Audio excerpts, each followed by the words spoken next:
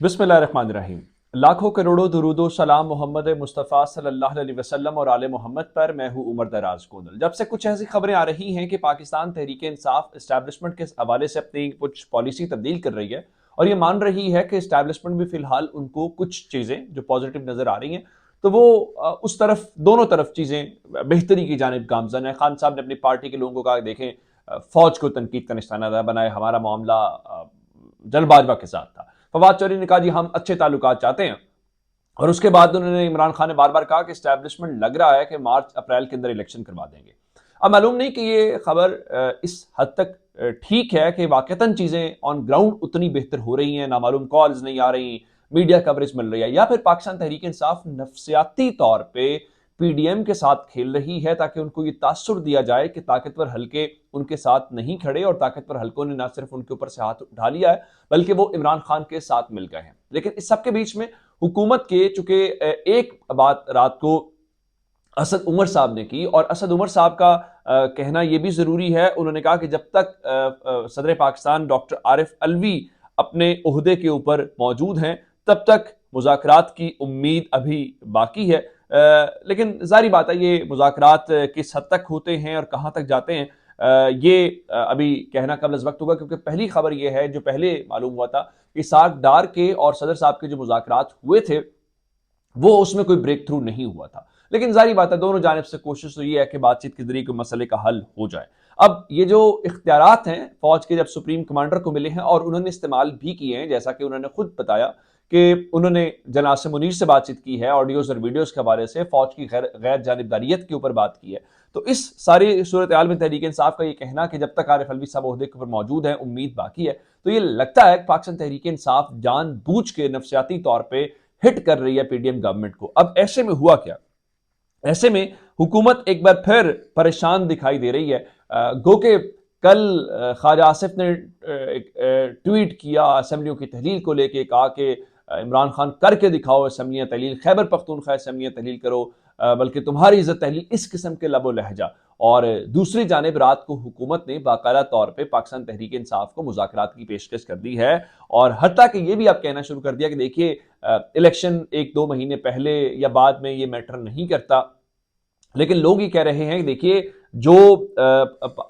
پاکستان تحریک انصاف کہہ رہی ہے کہ فوراً الیکشن کا اعلان ہو جائے، شاید ایسا بھی نہ ہو، لیکن جو پی ڈی ایم کا خیال ہے کہ ہم الیکشن کو آگے لے جائیں گے یہ بھی ممکن نہیں ہے، کیونکہ سینیریو ٹھیک نہیں ہے۔ اور میں نے آپ کو رات کو شبر زیدی والی خبر دے دی تھی جس کے مطابق آئی ایم ایف اور حکومت کے درمیان شدید ڈیڈ لاک ہے، اور شاید آئی ایم ایف اس حکومت سے بات بھی نہ کرے، اور وہ اس کے لیے شاید نگران سیٹ اپ آپ کو مارچ اپریل کے اندر لانا پڑے۔ تو اس سارے سینیریو کے دوران قمر زمان کائرہ نے کہا ہے کہ عمران خان آئیں، ہاں لیکن یہ ہے کہ شرط نہ رکھیں، ہم الیکشن کے اوپر بھی بات چیت کرنے کے لیے تیار ہے۔ اب یہ جو ٹون کے اندر تبدیلی آئی ہے، یہ ٹون میں پہلے تبدیلی نہیں تھی، اب ٹون میں کافی زیادہ چیزوں کو ہمیں تبدیلی دیکھنے کو مل رہی ہے۔ اور اس کی وجہ کیا؟ اس کی وجہ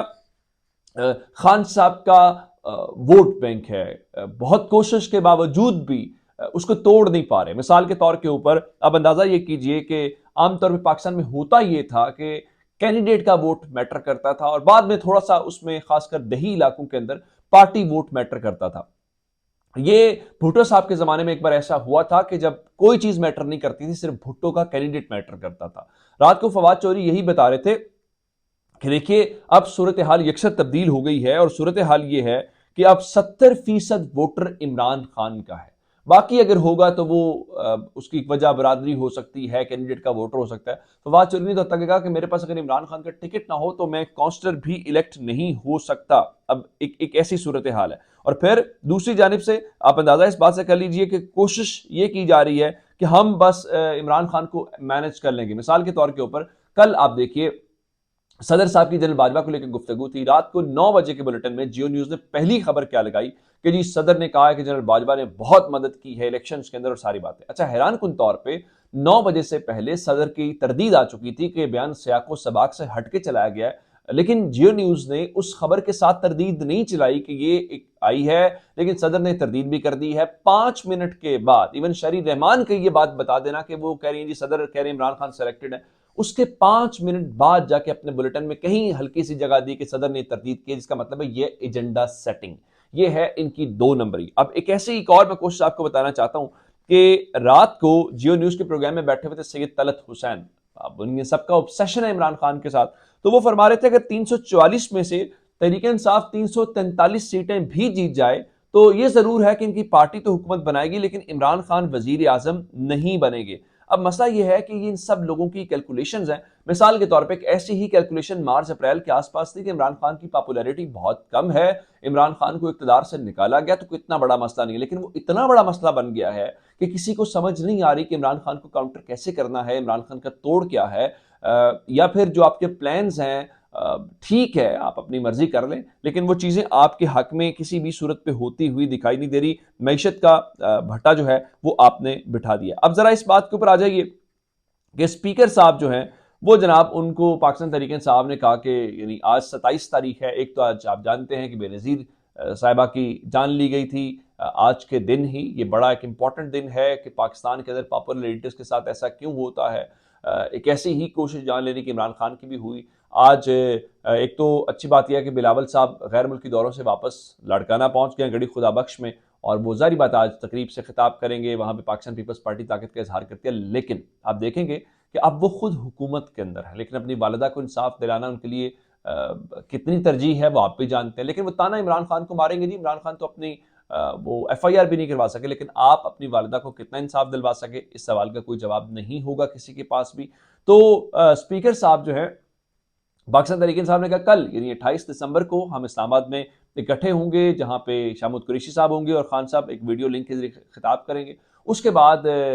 یہ اطلاعاتی کہ جائیں گے قومی اسمبلی میں، اور قومی اسمبلی میں جا کے اجتماعی طور پہ استعفوں کا اعلان کریں گے یا استعفوں کے لیے پیش ہوں گے کہ آپ ہمارے استعفے قبول کریں۔ تو اسمبلی سیکریٹریٹ نے کل کوشش کی ایک لیٹر جاری کر کے کہ دیکھیے استعفے ایسے قبول نہیں ہو سکتے۔ ہاں یہ سی ٹھیک ہے، آپ نے جو 11 استعفے قبول کیے تھے اس میں سے ایون ارکان سے انفرادی طور پہ بھی تصدیق نہیں کی تھی، آپ ذرا ان کی 2 نمبری چیک کریں۔ اب ارکان خود کہہ رہے ہیں ہمارے استعفے قبول کریں، کہہ رہے ہیں نہیں اجتماعی نہیں ہم کریں گے، ہم نے انفرادی کرنے ہیں۔ بھائی جن کے استعفے قبول کیے تھے ان کے انفرادی یا اجتماعی ان کی چیک کیا تھا؟ نہیں کیا تھا نا، اپنی مرضی سے 2 نمبری کر کے ان کو قبول کر لیے تھے تو ان کو بھی قبول کر لیجئے۔ اب خبر کیا ہے کہ اسپیکر قومی اسمبلی ملک سب کچھ چھوڑ چھاڑ کے ملک سے باہر روانہ ہو گئے ہیں، اور پاکستان تحریک انصاف نے اس کی مذمت کی ہے، اور اب یہ کیسے استعفوں کا معاملہ ہوگا وہ اب دوبارہ سے اس اسٹریٹجی کو تبدیل کیا جا رہا ہے۔ دوسری جانب ایک خبر اور آپ کو بتانا چاہتا ہوں، یہ الیکشن سے بھاگ رہے ہیں، پاکستان تحریک انصاف ان کو الیکشن میں کھینچ رہی ہے۔ جیسا میں نے آپ کو بتایا تھا کہ کراچی کے اندر اور حیدرآباد کے اندر 7ویں بار الیکشن ملتوی کروانے کی کوشش کی گئی، ایک ایسے ہی الیکشن آج 27 تاریخ ہے، آج سے چوتھے دن اسلام آباد کا الیکشن ہونا ہے، لیکن غیر یقینی کی صورتحال ہے۔ اسلام آباد ہائی کورٹ جسٹس عامر فاروق جن کے اوپر تحریک انصاف نے باقاعدہ سے اب عدم اعتماد کرنا شروع کر دیا ہے، پہلے اعظم سعودی صاحب نے خط لکھا، انہوں نے کہا نہیں آپ 27 تاریخ کو فیصلہ کر لیجئے۔ آج پاکستان تحریک انصاف نے گزشتہ روز خبر یہ آئی کہ بلدیاتی انتخابات 31 دسمبر کو کرانے کے لیے پی ٹی آئی نے انٹرا کورٹ اپیل کر دی ہے سنگل بینچ کے فیصلے کے خلاف، جس کا مطلب یہ ہے وہ کہہ رہے ہیں نہیں ہر صورت الیکشن ہونے چاہیے، لیکن بہت سارے لوگ کہہ رہے ہیں نہیں الیکشن نہیں ہونے چاہیے اور ہم الیکشن نہیں کروا سکتے۔ اور دوسری جانب پاکستان میں حق مانگنا یا انصاف مانگنا ایک مشکل کام ہوتا ہے۔ گوادر کے اندر ایک ایسی ہی تحریک حق دو تحریک چل رہی ہے، ہدایت الرحمان صاحب اس کو لیڈ کر رہے ہیں۔ انہوں نے دیکھی وہاں پہ لوگوں کی ایک بہت بڑی تعداد ہے، لیکن اب کل خبریں چلوائی گئیں کہ جناب ریاست نے فیصلہ کر لیا کسی کو پاکستان کی ترقی اور یہ نہیں کرنے دیں گے، اور دیکھیے شر پسند ہو ہر وہ شخص